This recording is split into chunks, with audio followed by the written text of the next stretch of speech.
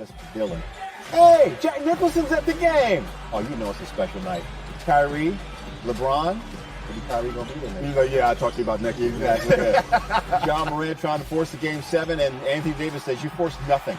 Blocked it. Lakers the other way. Jared Vanderbilt to LeBron.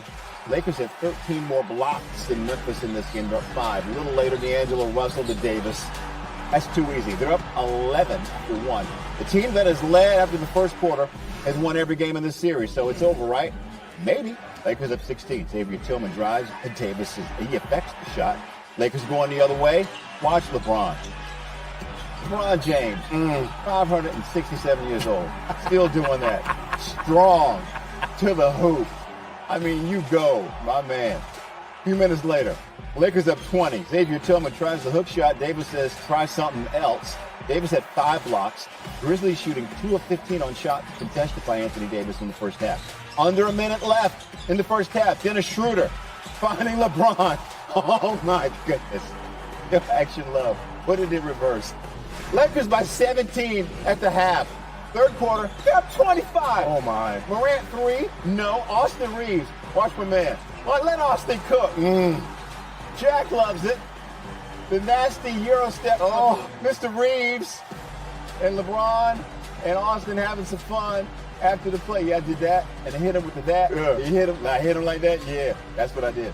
About a minute later, Russell, top of the 3. D'Angelo, how does it feel? He finished with 31. 5 minutes to go in the third. Lakers at 29. Oh, my God. Schroeder to Davis. He's fired up. 16 points, 14 rebounds.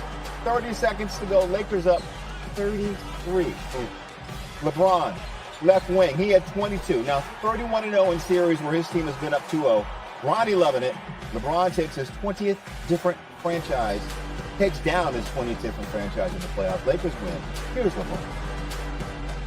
That was definitely a Game 7 mentality for us.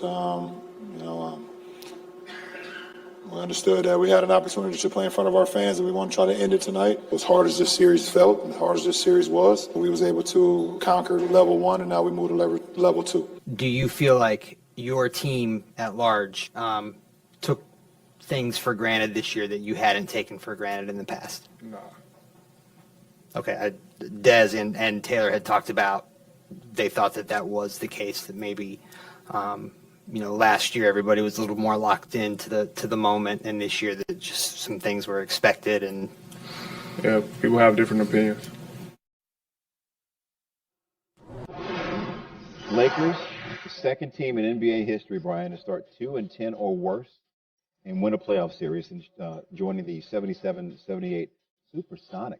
So somewhere Big Perkins like, I told y'all. Yes, he is. Yes, he is. They got a 2 pieces of the biscuit. Right. Seattle reached the finals that season, losing in 7 games to the Bullets. So next up for LA, trip to either Sacramento or San Fran for game 1 of the conference semis. You know it's tactical. You're trying to get in his head, trying to bait him. We get all of that. No, you don't fall for that. But when you sit up there and talk about a brother that's 38 years of age, going on 39, his 20th season in the league, in better shape, still one of the elite players in his game, on the Mount Rushmore or all of basketball, and you are chirping about him, he needs to bust your living, you know what. When you want him, give me the ball. Outside, inside, open court, free throw line, whatever it takes. There's moments, that's all I'm saying about Will Bond and Jalen. There's just moments. I'm not talking about the whole game, disrupting the offensive scheme, but there are moments where you should bust his living, you know what. Every sporting event has something in common, a favorite and an underdog.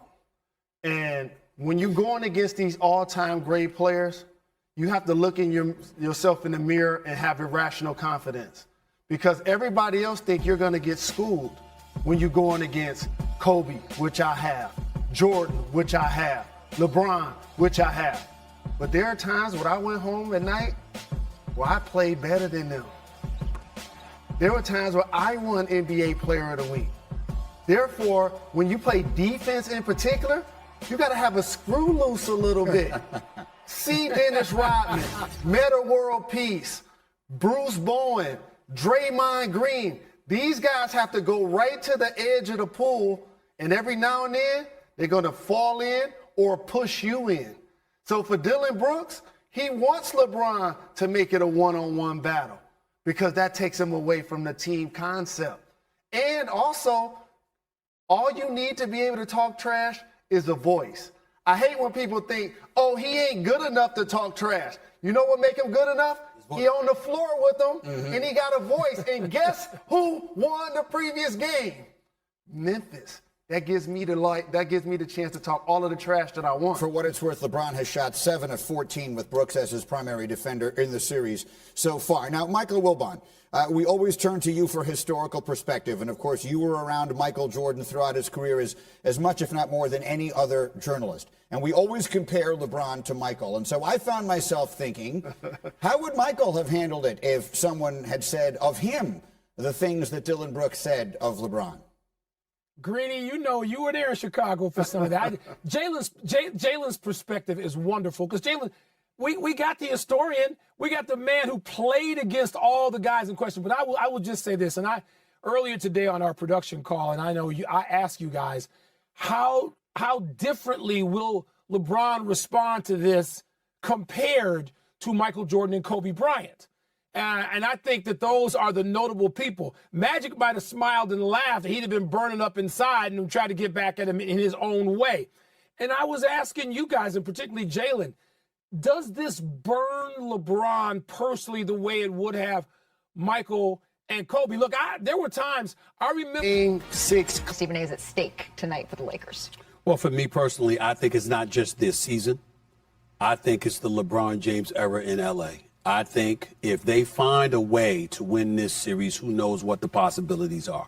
But if you fade and end up letting the Grizzlies come back from a 3-1 deficit, then it shows me something about what you simply don't have anymore collectively. And as a result, I don't think we'll be talking about the Lakers in this light ever again in the LeBron James era in Los Angeles. That's how important I think this game is, because I don't think they go back to Memphis and win a Game 7. I don't believe that you surrender the momentum to Ja Morant, Desmond Bane, and those boys, and you go back to Memphis. If you're going to beat Memphis, you have to close them out tonight. I believe you lose tonight, then you'll lose Game 7. And if you lose Game 7, and we see that y'all have dwindled and y'all have faded and deteriorated, I don't think this crop of Lakers recovers from that, and I think the LeBron James championship era in Los Angeles officially comes to an end. I'm not even going to confine it to LeBron. I was going to say, oh, let's not get carried away. Let's not make this more than it is. And then I watched that feature. I feel really, really fortunate in that I got to watch all of that, starting with Bird and Magic and moving forward, from a courtside seat. The whole thing. And so I know what it means. We know our friend and colleague, Irvin Johnson. Magic has talked about playing a game against a Western Conference opponent in the playoffs. And as he's walking off the court, he would ask one of us or whoever's, what are the Celtics doing? What's the score of the Celtics game? And so 18 is at stake, potentially, right? In a year in which everybody is a little bit flawed, including the Lakers. It's not out of the question that the Lakers and Celtics could meet, or the Lakers see that You know, LeBron sees it, like Stephen A. is saying. Now, if we bring it around to LeBron, see, Stephen A., I think I really agree with you. They have to win tonight. They can't go back to 7 with a young team feeling itself and needing to get over the hump like Memphis, and that's what Memphis needs. They have to win this game tonight. So what's at stake? History, everything. No big deal, just history. No big deal. Just 18 at stake. 18, right? I agree with these guys. If they lose tonight, they're losing the series. And the one thing that the Lakers have been able to do throughout this season in the wide open Western Conference is reinvent themselves. And this roster has been made over a couple of times. And they now have something now that they didn't have earlier in the year, depth.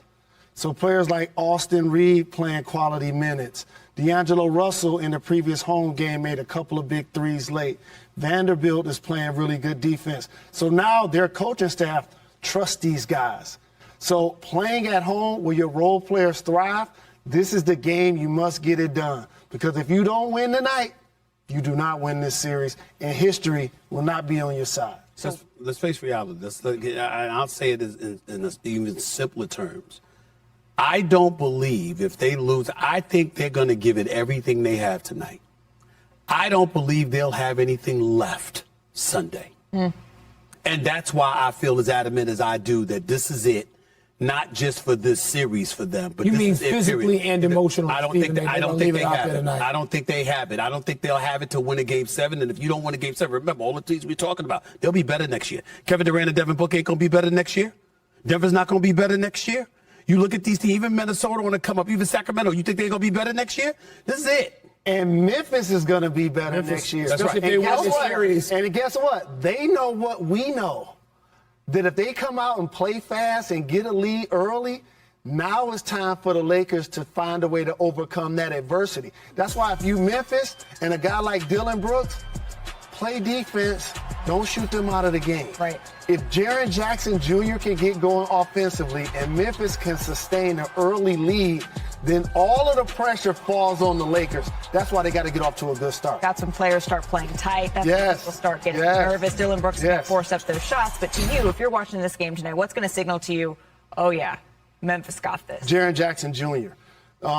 Earlier in the series, he was not only dominant defensively, but he was also scoring the ball. They need him back being that unstoppable weapon that he can be. And also, if Dillon Brooks can make a few of those shots. The role players, I know Kennard's going to make shots, but he's going to be out there playing quality minutes. He can't be open for a reason. Much simpler for me. I ain't even picking a name. Anybody on Memphis outside of Ja Morant that is hitting jump shots, Lakers in trouble. Because Ja Morant going to do what he's going to do offensively. Jaren Jackson Jr. is going to do what he's been doing defensively. Anybody that hits, Bane, anybody that hits a jump shot. Bane and Ja. That's a problem. Bane and Ja. That's their ticket. Not to mention Jaren Jackson Jr. staying out of foul trouble in the first half.